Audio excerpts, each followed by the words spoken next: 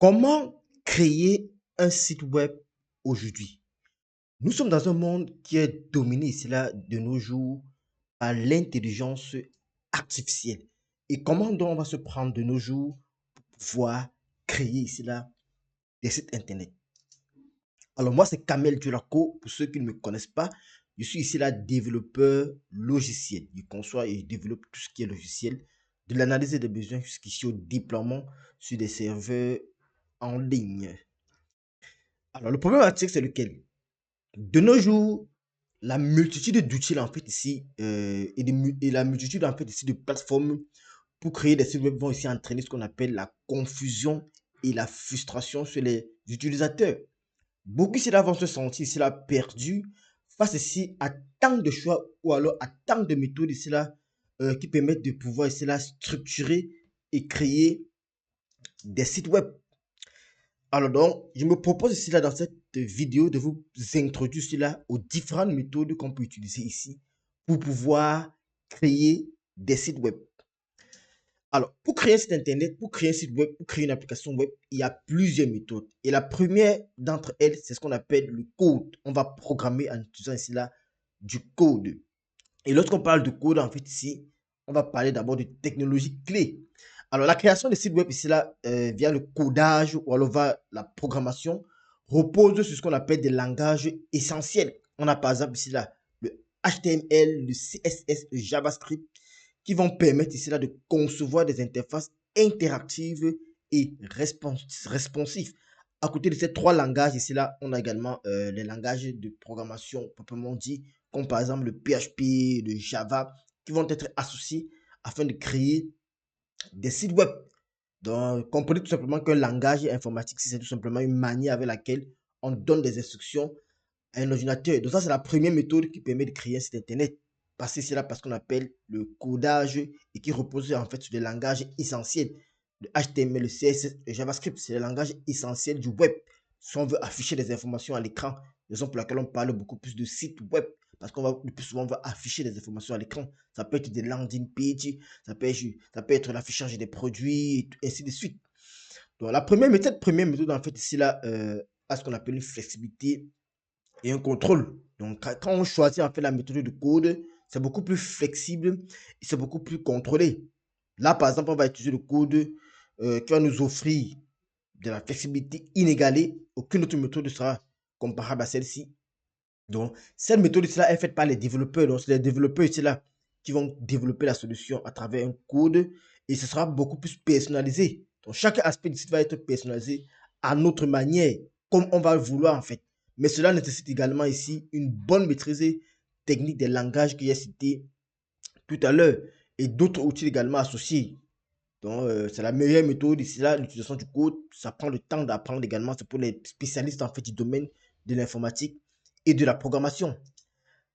Quels sont les avantages à utiliser par exemple sur le code et quelles sont donc ses limites? Alors, le premier avantage, c'est que la méthode de création en fait des sites web par le code ici là, en fait ici là offre la flexibilité comme j'ai pourtant précisé et permet également de personnaliser chaque aspect du site comme j'ai pourtant dit selon les besoins spécifiques et ça va augmenter ici là, en fait ici là l'efficacité et ou alors l'impact du site que nous sommes en train de concevoir.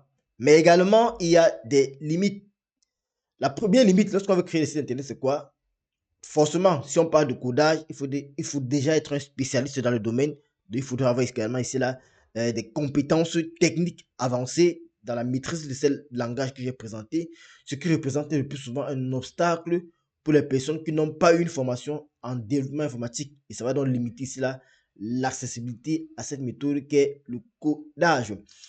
Donc, pour répondre à ça, on a de nos jours également, depuis au moins 3 ans, on a eu l'avènement des intelligences artificielles. Donc, la méthode IA, c'est une méthode également qui permet de créer des sites internet aujourd'hui. En utilisant également ici là, les outils d'intelligence artificielle, nous pouvons créer des sites web en un laps de temps.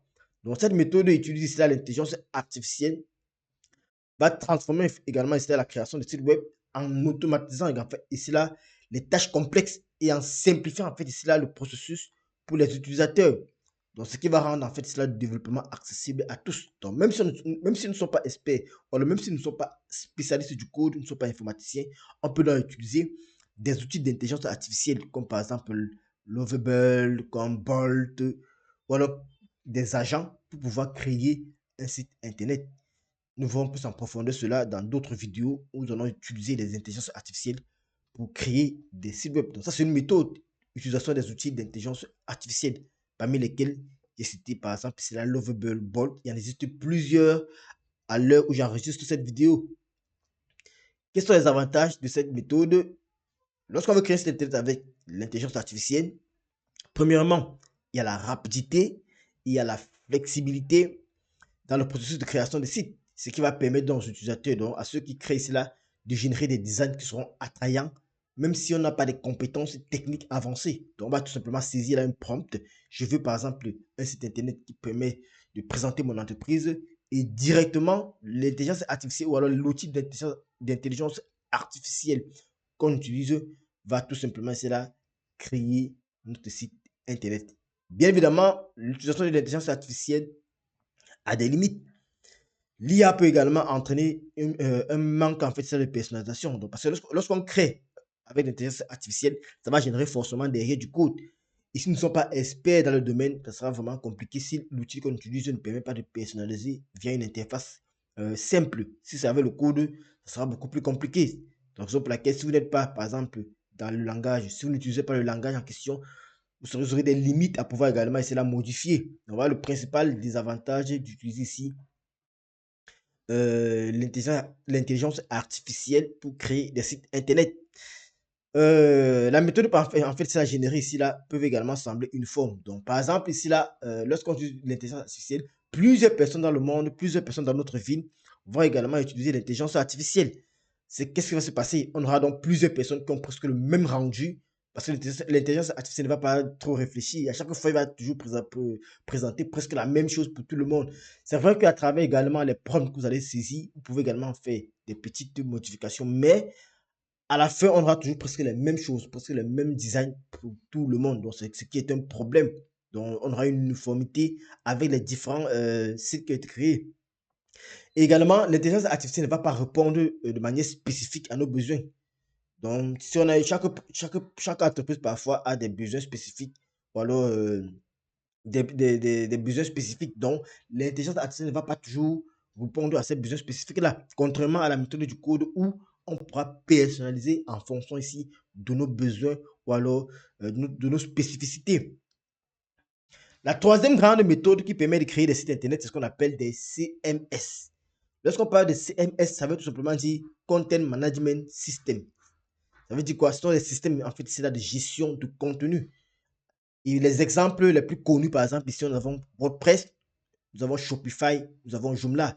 Ces solutions, alors cette méthode alors offre des solutions accessibles pour créer et gérer facilement des sites web sans compétences techniques. Donc, lorsqu'on dit par exemple gestion de contenu, ça veut dire quoi? Devant nous, on aura tout simplement du contenu à gérer. Donc, on aura des interfaces, on va juste modifier le contenu, le texte, l'image et tout. C'est un peu comme si nous serions dans un éditeur de texte. On va tout simplement modifier ce qu'on veut modifier. Donc, c'est l'une des méthodes les plus utilisées de nos jours, avant même l'arrivée de l'intelligence artificielle. C'était l'une des méthodes les plus utilisées, la méthode CMS. C'est d'ailleurs la méthode que j'utilise le plus souvent dans les formations, dans mes formations de création de site web pour des personnes qui n'ont pas de background technique, donc des personnes qui sont non informaticiens. Alors, l'avantage, c'est quoi? Au niveau, lorsqu'on utilise les CMS dans les systèmes de gestion de contenu, on a un grand avantage. Premièrement, au niveau de la rapidité, les systèmes de gestion de contenu, encore appelés CMS ici, permettent de créer des sites internet rapidement grâce à des modèles prédéfinis. En une heure, vous pouvez créer un site internet e-commerce, vous pouvez créer une marketplace, vous pouvez créer un site de formation en ligne en utilisant un CMS. Ce qui sera possible avec le code, avec le code, mais avec beaucoup de temps. Avec le code, c'est beaucoup de temps pour créer un site internet, par exemple, de e-commerce. Ou alors avec l'intelligence artificielle, c'est vrai que ça va prendre quelques minutes, mais la personnalisation sera beaucoup plus compliquée. Or, avec le CMS, la rapidité, il remporte ici avec la rapidité. Le CMS va également remporter ici là, au niveau de la flexibilité par rapport aux deux autres méthodes que nous avons présentées. Les CMS offrent ici là, la flexibilité pour modifier du contenu et le design facilement. Donc, le design va être modifié directement depuis votre interface. Contrairement ici là, au côté, par exemple, code ou alors avec l'IA où vous aurez un code. Et si vous n'êtes pas dans le domaine, si vous ne maîtrisez pas le langage, ce ne sera pas évident pour vous de pouvoir modifier. Également, l'autre avantage, c'est au niveau de l'accessibilité. Alors, les créateurs de CMS l'ont fait pour ici être accessible aux utilisateurs sans compétences techniques. Vous pouvez utiliser l'IA, la méthode IA, mais au niveau de la modification, parfois, il faut avoir des compétences techniques pour modifier le code. Si vous utilisez par exemple la méthode de code, forcément, vous devez maîtriser les langages de base, comme je vous ai présenté précédemment. Or, avec les CMS, avec les systèmes de gestion de contenu, on n'a pas besoin d'avoir des compétences techniques. Tout va se faire comme si nous étions dans un éditeur. On va juste modifier le texte, modifier les images et tout sera OK. Et également, au niveau de l'économie, l'utilisation des systèmes de gestion de contenu, en fait, c'est la réduit des coûts de développement par rapport à un site codé sur mesure. Lorsqu'on parle de site codé sur mesure, ça veut dire qu'on a utilisé par exemple ici là le code ou alors l'intelligence artificielle qui va générer du code. Et ça sera beaucoup plus cher avec la méthode de code ou alors la méthode d'IA parce que ça va générer un code. Vous allez payer encore un serveur pour aller héberger. Forcément, les serveurs seront encore beaucoup plus chers. Or, avec les systèmes de gestion de contenu, la majorité des serveurs qui permettent de gérer cela sont assez moins chers. Également, là, au niveau des avantages, on a également la popularité. Les systèmes de gestion de contenu, en fait, ici, sont beaucoup plus populaires. On a par exemple WordPress qui est très populaire. On a également Shopify qui est très populaire dans le domaine du e-commerce, ceux qui font la vente en même temps pour moi. Même Joomla sont également très populaires. Et également, on a un large support. On a une grosse communauté autour de ce système de gestion de contenu en abrégé ici, là, CMS. Alors, là, c'était tout. Nous avons donc cité cela, les trois grandes méthodes qui permettent ici de créer des sites web. Donc, si on veut créer un site internet, on a trois méthodes qui s'offrent à nous. Premièrement, la méthode de code. On va programmer. Il faut des compétences techniques. Deuxièmement, nous avons l'utilisation des outils d'intelligence artificielle. J'ai donné des exemples. On a Claude Code, nous avons Bolt, nous avons Lovable et nous avons plusieurs autres. La troisième méthode, c'est d'utiliser les systèmes de gestion de contenu. Donc, on a par exemple WordPress qui est le plus connu, le plus populaire. Nous avons Shopify également qui est très populaire dans le domaine du e-commerce. Donc, voilà les trois principales méthodes qu'on utilise le plus souvent pour créer des sites internet. Alors, quelles sont maintenant ici là les informations techniques que vous devez savoir lorsque vous voulez créer un site internet? Donc là, nous avons parlé également des méthodes qui permettent de créer un site internet. Maintenant, lorsqu'on veut créer un site internet, qu'est-ce qu'on doit savoir? Ce qu'il faut savoir, c'est que lorsqu'on veut créer un site internet, on a besoin de ce qu'on appelle un nom de domaine. Et le choix du nom de domaine, c'est là, est crucial pour établir là, votre présence en ligne. Le nom de domaine, c'est quoi? Le nom de domaine, c'est tout simplement comment est-ce qu'on va appeler votre site internet. Donc ça sont les termes techniques que vous devez maîtriser lorsque vous voulez créer un site internet. Donc, le nom de domaine, il doit être mémorable. Par exemple, chez moi, si je veux créer un site internet, par exemple, de formation en ligne, je vais dire tout simplement Acadie, Académie digitale. Ça sera plus facile à retenir. Raison pour laquelle on dit le nom de domaine, c'est-à-dire quoi? Le nom de votre site internet, l'URL qu'on va saisir dans la barre d'adresse doit être mémorable et doit refléter votre identité ou alors refléter votre entreprise de manière pertinente. Ça permet d'identifier de manière unique votre entreprise sur le web. Et comment on fait donc pour choisir un nom de domaine? Comment on fait pour choisir le nom qu'on va appeler son site internet dans le monde? Premièrement, il doit être court et flexible. Deuxièmement, il doit être cohérent avec le contenu de notre site. On doit éviter les chiffres dans le nom de domaine et il doit être facile à retenir. Il doit utiliser des mots-clés. Donc moi, par exemple, je vous ai dit tout à l'heure que moi, mon c'est Acadie, Académie du digital. Vous voyez que c'est une abréviation de Académie digitale. Donc, vous voyez que le nom déjà que je prends a déjà un mot-clé digital. Il y a Académie qui ont été abrégés. Donc, lorsque vous choisissez le nom de votre site internet, lorsque vous choisissez le nom de domaine, qu'on appelle également le nom de domaine, il faudrait également qu'il respecte ces 5 critères: court, cohérent, pas de chiffres, pas de facile à retenir et utiliser des mots-clés. Donc, ça, c'est des recommandations. Vous pouvez, libre à vous d'utiliser ce que vous voulez. Donc, ça, ce n'est que des recommandations. Alors, l'autre élément important lorsque vous créez un site internet, c'est ce qu'on appelle l'hébergement. Lorsqu'on veut créer un site internet, en fait, un site internet est constitué en fait des pages et les pages sont interconnectées entre elles. Dans chaque page, en fait, ici là, on a des informations qu'on veut présenter aux visiteurs. Et dans chaque page, on a ce qu'on appelle des informations. On a du texte, on a des images et tout. Donc, puisqu'on a des textes, on a des images, qu'est-ce qu'il faut faire donc? Il faudrait que dans notre dans notre site internet, on peut mettre toutes ces informations-là. On veut mettre des textes, on veut mettre des images, on veut mettre des vidéos. Il faudrait qu'on puisse héberger ça quelque part, c'est-à-dire quoi? On puisse stocker tout cela quelque part.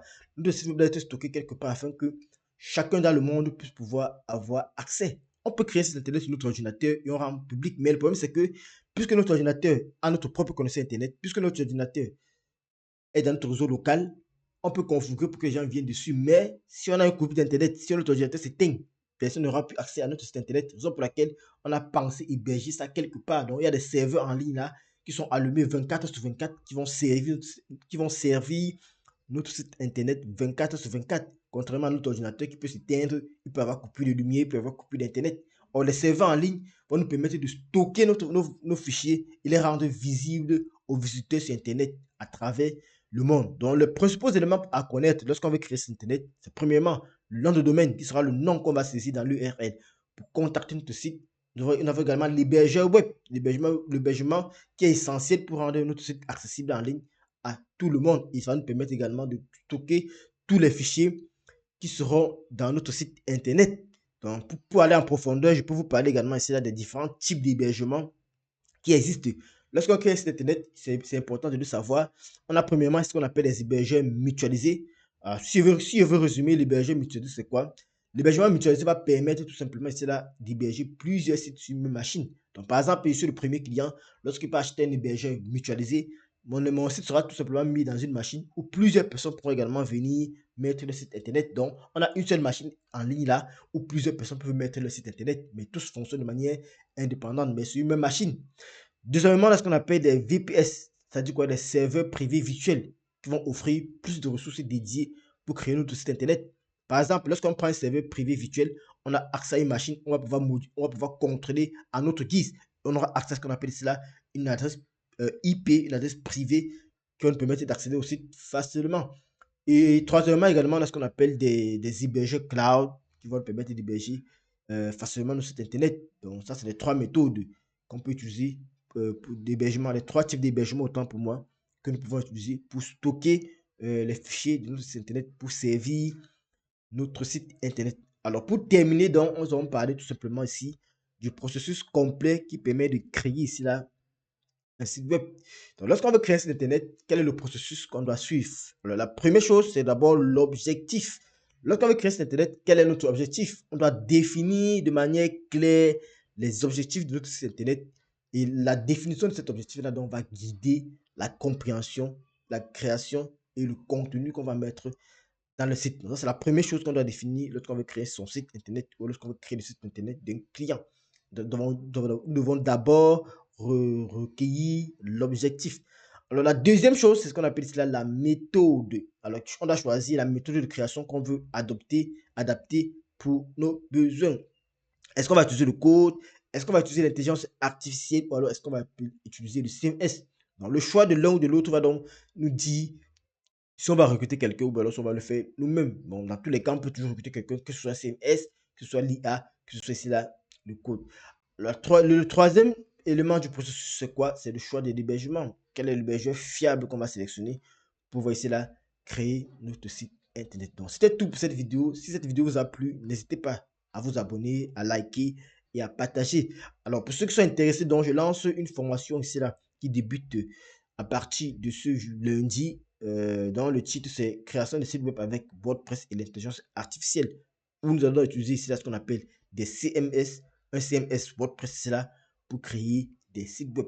Si également vous voulez utiliser le code pour créer des sites internet, je fais également des accompagnements personnalisés dans ce cas. Même si vous voulez être développeur logiciel, vous pouvez créer avec le code. Je fais également des accompagnements personnalisés dans ce sens. Mais la formation qui commence ce lundi 8 décembre, elle est consacrée ici à l'utilisation également des CMS, des systèmes de gestion de contenu pour pouvoir créer un site internet.